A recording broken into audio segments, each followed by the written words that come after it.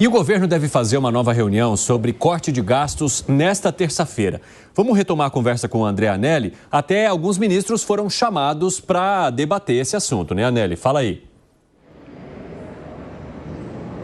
Exatamente isso, Evandro. Aqui no Palácio do Planalto, o ministro-chefe da Casa Civil, Rui Costa, recebeu alguns membros do primeiro escalão do governo federal, a exemplo de Wellington Dias, ministro do Desenvolvimento e Assistência Social, também Carlos Lupe, ministro da Previdência, e Esther Dweck, ministra da Gestão e Inovação em Serviços Públicos. A pauta, mais uma vez, foi o mesmo tema daquela reunião que ocorreu ontem aqui no Palácio do Planalto também, e que teve o presidente Lula como, então, um dos membros dessa reunião, como condutor dessa reunião, discutindo o corte de gastos públicos, mas reunião essa ocorrida no dia de ontem, que teve 7 ministros, durou mais de 3 horas, não teve conclusão e, da mesma forma, aconteceu hoje aqui no Palácio do Planalto, viu, Evandro? Essa reunião já terminou com o Rui Costa, ele que conduziu, então, esse encontro. O presidente Lula não participou desse encontro, mas, até o momento, não houve nenhuma divulgação por parte do Palácio do Planalto a respeito de uma política de corte de gastos. A gente relembra aqui, conforme vem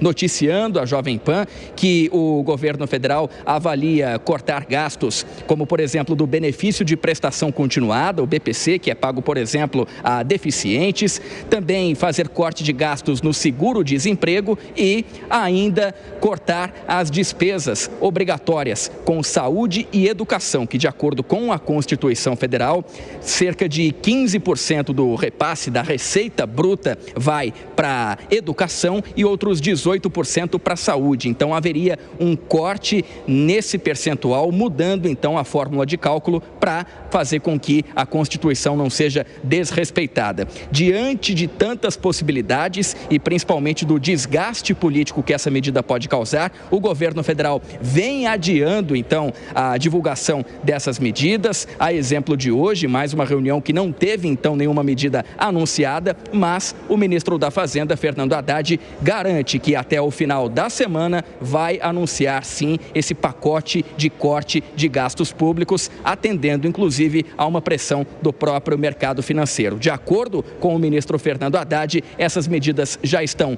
do ponto de vista técnico, prontas. Evandro. Obrigado pelas informações, André Anelli. Ótimo trabalho para você. Alan Gani, ministro da Fazenda, já colocou as cartas na mesa no sentido de que, se não houver nenhuma mudança, o arcabouço fiscal que foi criado por esse governo não sobreviveria até o fim. Opa! O que você acha? Bom, ele está correto no diagnóstico agora. O diagnóstico veio muito tarde. Desde quando o arcabouço fiscal foi criado, eu chamo atenção para a insustentabilidade do arcabouço fiscal. Por uma simples razão, Evandro. O arcabouço fiscal prevê um teto de 2,5% acima da inflação. Então, você pode gastar a inflação acumulada acrescida de 2,5%. Portanto, um aumento real de 2,5%. Saúde e educação são as maiores despesas junto com previdência do orçamento. Previdência, saúde e educação não estão na regra do orçamento, crescem muito mais do que 2,5%. Então, como é que vai fechar essa conta? Não tem dinheiro para fechar essa conta. Esse que é o problema.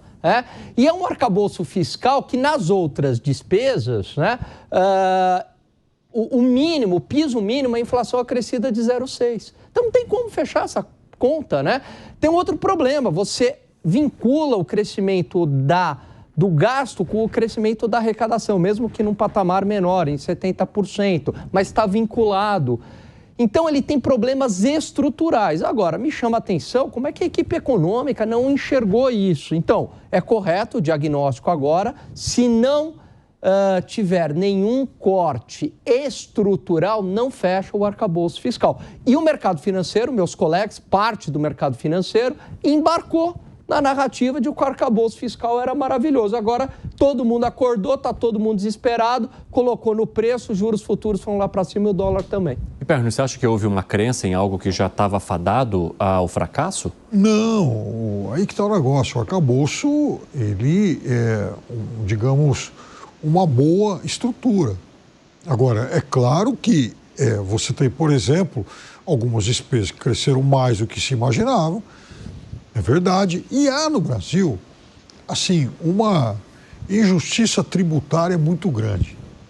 Até se tentou mexer nisso aí, enfim, com taxações de maiores faixas de renda, porque vejam só, vamos pegar algo aqui só para não ir muito longe. Se você, por exemplo, um cidadão assalariado, ele receber, vamos lá, R$5.000 por mês, ele vai pagar R$5.000 por mês. Estou vendo aqui, ó, cálculo para 2024. Então, ele vai pagar uma alíquota de 27,5%, certo? Muito bem. Estou falando R$5.000. Ao passo que nós todos aqui, por exemplo, a gente tem o Simples, né? A gente paga o Simples. Muito bem. No Simples, um sujeito que recebeu o equivalente, uma empresa, a R$150.000 por mês, ou seja, 30 vezes mais, vai pagar uma alíquota de pouco mais de 11%. Então é óbvio que, aliás, o Simples, inclusive, o Simples Nacional com esse formato foi também uma obra do governo Lula lá atrás, herdando, aperfeiçoando o que era o Simples Federal criado no governo Fernando Henrique, e é algo que eu defendo, né? Possibilitou vida, uma série de novos empreendedores, enfim, eu acho que é algo extremamente saudável para a sociedade. Agora, não dá para manter esse tipo de discrepância. Esse modelo, ele também tem que ser reavaliado. Ô, seu Zé Maria Trindade, a partir dos movimentos que o presidente da República tem feito até agora, porque está todo mundo na expectativa dele, né? O ministro da Fazenda disse que o corpo técnico já preparou as propostas, a ministra do Planejamento disse que são propostas que atenderiam às necessidades para o corte de gastos, mas que tudo isso tem de passar pelo aval do presidente da República e principalmente a maneira como será comunicado. Haver ali uma interligação dessas áreas para que não haja ruído, aquela informação que vaza antes e aí depois o ministro é questionado, o presidente da República volta atrás, enfim, algumas desorganizações que nós já vimos em algumas ocasiões lá atrás. Dá para esperar que o presidente da República acate boa parte do que foi apresentado pelo Ministério da Fazenda? Esta é a dificuldade, é que o presidente Lula está ali no comando e agindo como se estivesse com adversários do governo. E, na verdade, o são, né? Porque a equipe econômica está num posicionamento claramente diferente do que quer o Palácio, né? O presidente e ministros ali, os chamados ministros da Casa. Ontem houve uma reunião pesada com 7 ministros e ali teceram dificuldades. O Luiz Marinho do Trabalho dizendo que não dava para cortar, a ministra da Saúde dizendo que era constitucional os investimentos na saúde e principalmente gastos obrigatórios. Eu, sinceramente, eu não sei como cortar gastos obrigatórios. Então, não seriam obrigatórios. Ou então haveria necessidade de mudar. Já é preciso mudar. Nós falamos aqui, eu e o Alan falamos da estrutura, e a estrutura empurra para gastar mais. É um aumento natural, que aumenta a arrecadação, tem que aumentar o repasse para o Ministério da Saúde, o Ministério da Educação.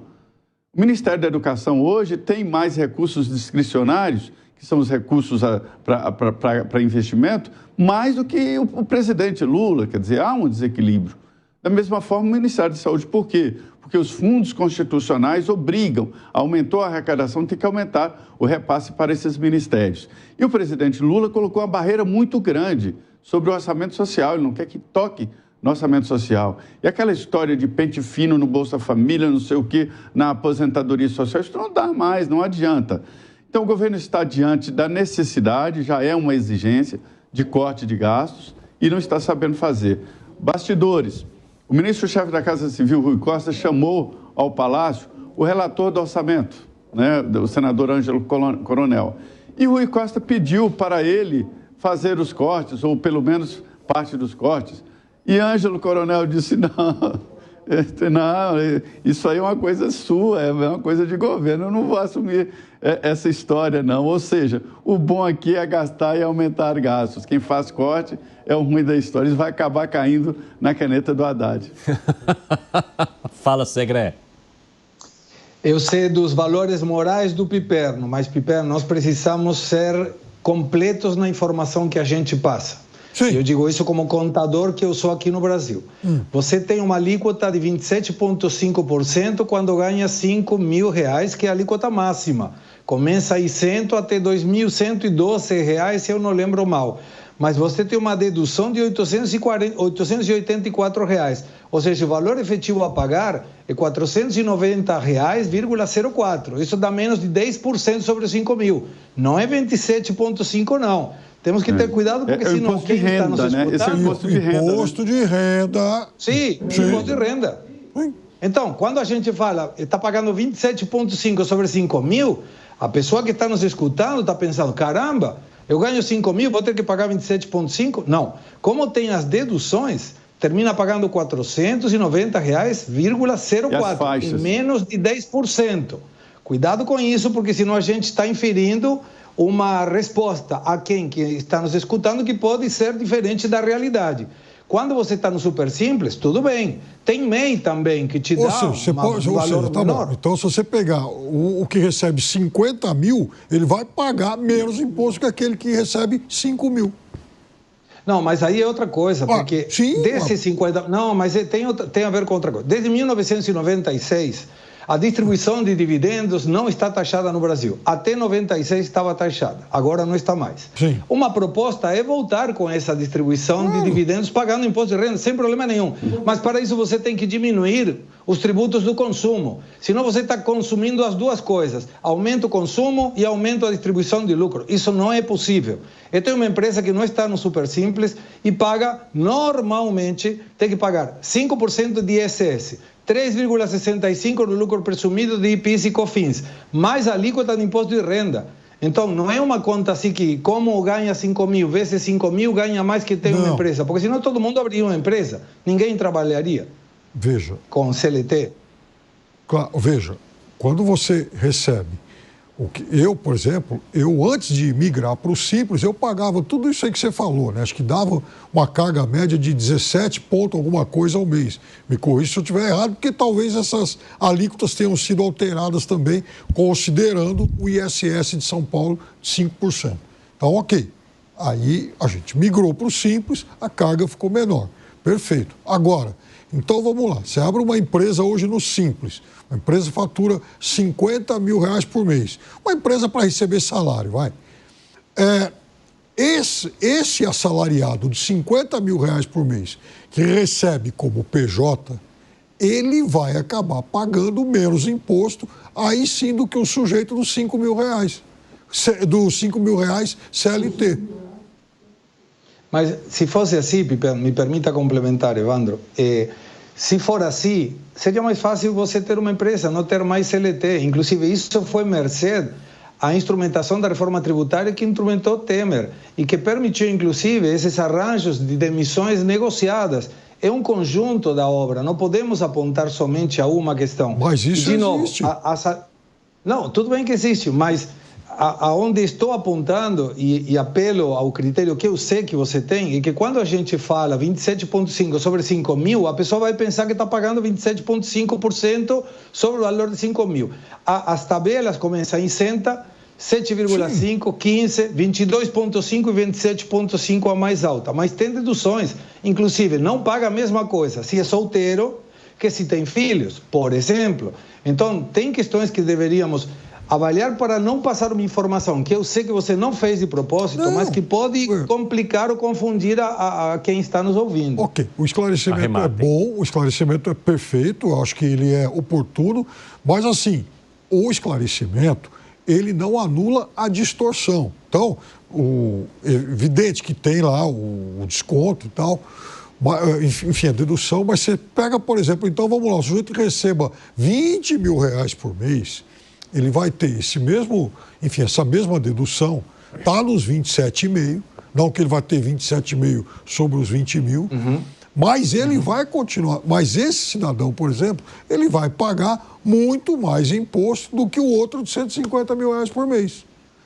Esse tipo de distorção, Até porque, Segra, eu me lembro que eu trabalhava numa outra empresa, todo mundo CLT e tal.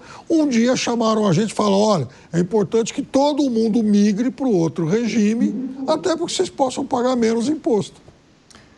Quer arrematar? Segra, só para a gente finalizar, para poder seguir. Gostaria muito curto. Quando você tem uma empresa, você não tem 13º, não tem aposentadoria, você tem que pagar tudo isso. Quando você está com CLT, tudo isso está dentro do encargo social, que para a empresa é 103,2% ao ano. Então, são variáveis, a gente tem que avaliar. A minha observação foi para não confundir a nossa audiência, somente isso.